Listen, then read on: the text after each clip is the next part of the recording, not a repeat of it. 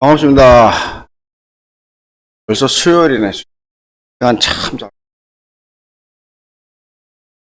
일. 시간 가는 속도는 빠르고, 가는 내리지도 않고, 오르지도 않고, 내 눈은 어디 갔나 싶은 생각들밖에 안 들고, 야, 간만에 살짝 조정받고, 조정받으면서 아랫거리를 깊이 발생하는데, 뭐, 독보적이라고 이야기를 해요. 독보적이라고. 여기까지 뭐 미국 시장이 랠리를 이어갈지는, 그 외 시장들은 자기 자리를 찾아가면서 그대로 움직이는 모습을 딱 나오고 있고요. 우리 시장도 어제 이제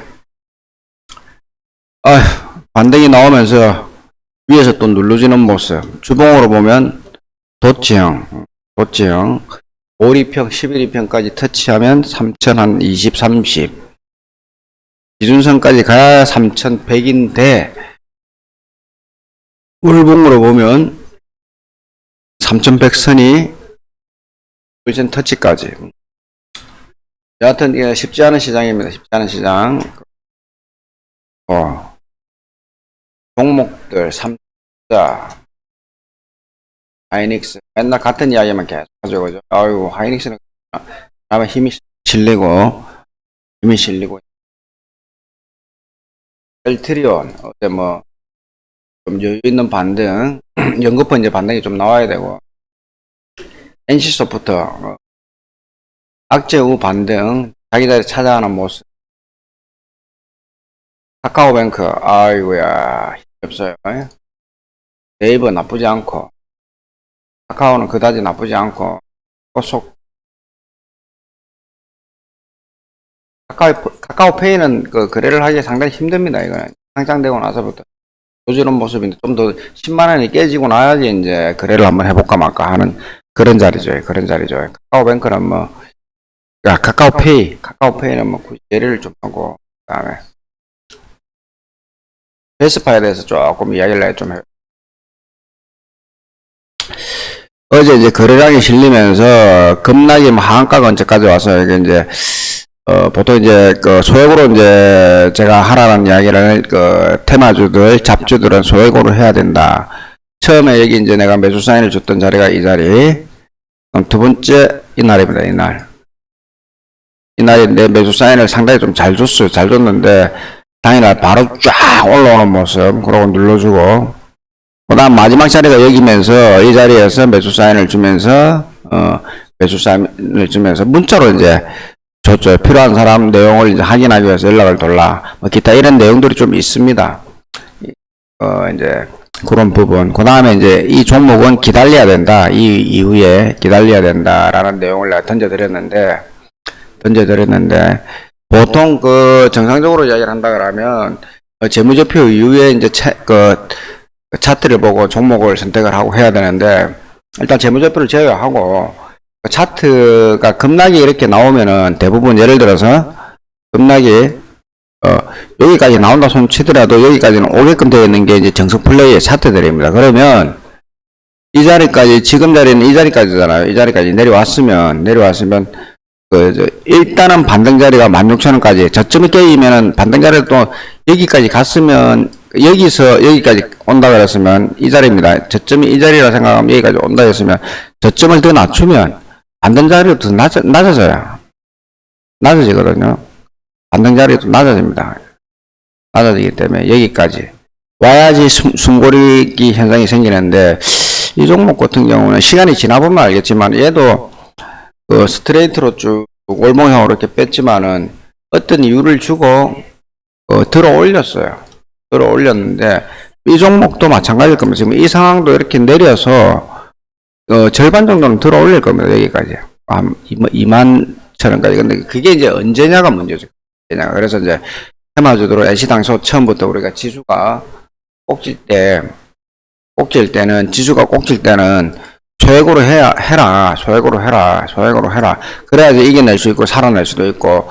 제가 이제 지수가 꼭질 때는 왜 소액으로 하느냐 이 이야기를 맹점만 드린다 그러면 아무리 잘하는 사람이라도 주가가 빠질 때는요, 모든 종목을 자기가 추천했던 종목들도 다 빠집니다. 어떤 종목이든. 예를 들어서 얘가 아니고 지금 현 상황을 보면은 주가가 이렇게 스트레이트로 빠졌는데 살아있는 종목이 거의 없다는 거죠. 이 기간에 비해서, 이 날짜에 비해서.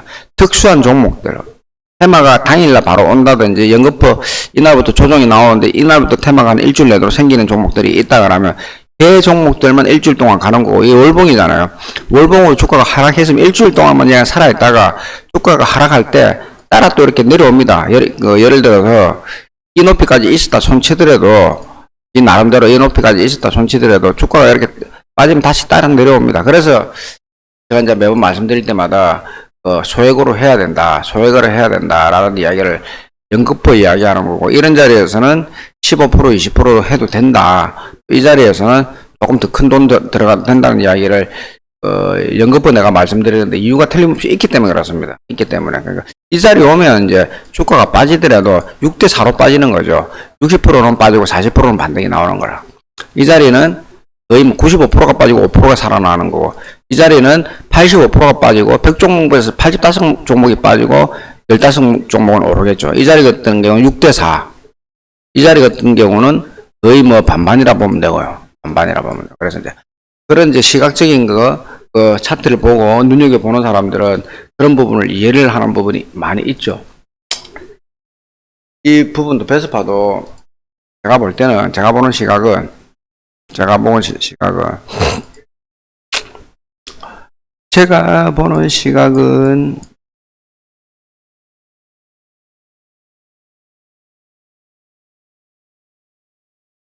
16,000원까지는 기본적으로 와줘야 된다는 겁니다. 까지는. 빠른 시간에 올 수 있겠는데, 이게 좀 좋아 보이더만 지금 눌러줬어요. 를 찾아봐도 특별한 내용은 없는데, 상황이 좀 안 좋게끔 흘러가는 모습, 보여요. 하여튼 그렇고, 지수는 일단은 뭐 기다려 봐야 된다는 내용입니다. 기다려 봐야 된다는 내용. 지수는 오늘 시작이 이제 보합권에서 시작하겠지만 이연절이 시작했지만 오늘도 나는 반등 쪽으로 보고 있습니다. 아직 삼성전자 자체가 힘을 못 내리고, 여론에서는 SK 하이닉스 삼성전자가 미국에 어쩌고 저쩌고 그래가지고 기밀 문서, 가장 중요한 문서 뱉어내야 된다. 그거는 미리 여기서 다 반영이 되어 있습니다. 왜? 여기서 반영이 되어 있고, 그 다음에, 여기서 반영이 되어 있는 거예요. 여기서. 이 자리에서. 생각을 해보세요. 기본적으로 생각을 해보세요. 이 대기업이 그런 내용, 미국에서 하루아침에, 야, 너가 이런 자료내라, 이런 자료내라. 그걸 모르고 있었겠어요? 모르고 있었다는 건 순 말도 안 되는 소리고, 여론에서 늦게 나왔을 뿐, 내부적으로는 무조건 다 알고 있는 겁니다. 내부적으로는. 이런 자리에서는 내가 1월 11일 날 꼭지다. 그런 이야기 했던 부분이 틀림없이 그런 내용이라고 여러분들이 받아들여야 되는 거예요. 받아들여야 되고, 하이닉스도 마찬가지고요. 이 자리에서 그런 내부적인 문제는 틀림없이 다 알고 있습니다. 그래서 어제 그제가 발표하는 날인데, 발표할 때 자료를 냈다. 그럼 폭락이 나면 말도 안 되는 소리고. 그래서 이런 부분에 대해서 알고 있었기 때문에, 시각적으로 내부적으로는 알고 있었기 때문에 그 이슈가 터지면 기술적으로 바로 반등이 나오는 거예요. 바로 반등이 나오는. 악재시 대기업에서 당일날, 그러니까 완전 우리가 이제 차트를 볼 때, 돌발 악재, 당일날 예를 들어서 삼성전자 불이 났다, 공장 3개가 불이 났다, 이거는 아무도 알 수 없는 일이잖아요.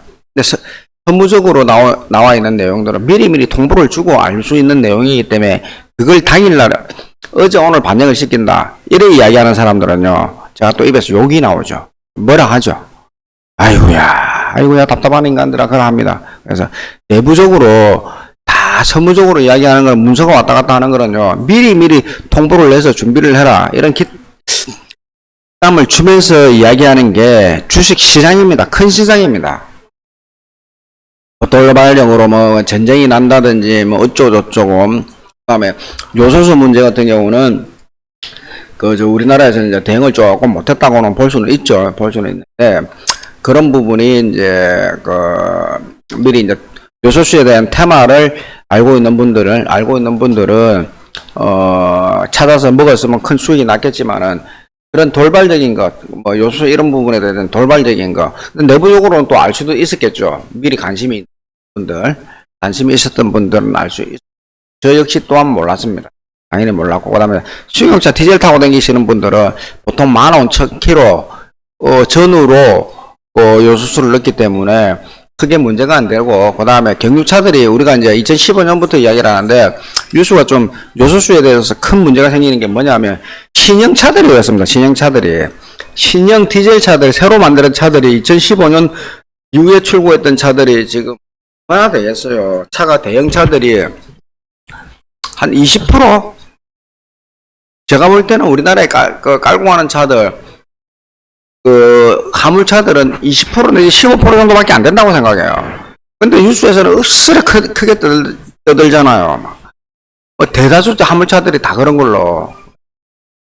신형차들이 2015년도 이후에 나와 있던 디젤 차들, 그런 차들, 그 다음에, 그다지 제가 볼 때는, 제 경험으로 볼 때는, 물류 대란이라든지 이런 거는 아마 없을 겁니다. 아마 거의 없을 거예요. 뉴스에서 이제 떠들어서 그렇고, 요소수를 매일 넣는 게 아닙니다. 매일 넣는 게 아니고, 대형차들은 뭐, 5,000km에 한 번, 뭐, 10,000km에 한 번, 뭐, 승용차들은 15,000km 전후에 한 번씩 넣는 거기 때문에, 그렇게 걱정을 할 필요는 없다고 생각하는데, 뉴스에서는 너무 크게 떠들고, 단지 걱정하는 거는 뭐냐면, 수입가 우리나라에서 지금 만들어내지 않는다 그러면, 그게 이제 걱정이 되는 거죠. 예. 그게 큰 걱정인데, 지금 나오는 내용으로 보면은, 이번 달 말쯤 되면은 완전히 다 풀릴 것 같아요, 요소수 문제는. 그런 부분 때문에, 요소수 문제 때문에 또 시장이 악화됐다. 그런 말이 좀 안 나왔으면 좋겠어요, 시장에.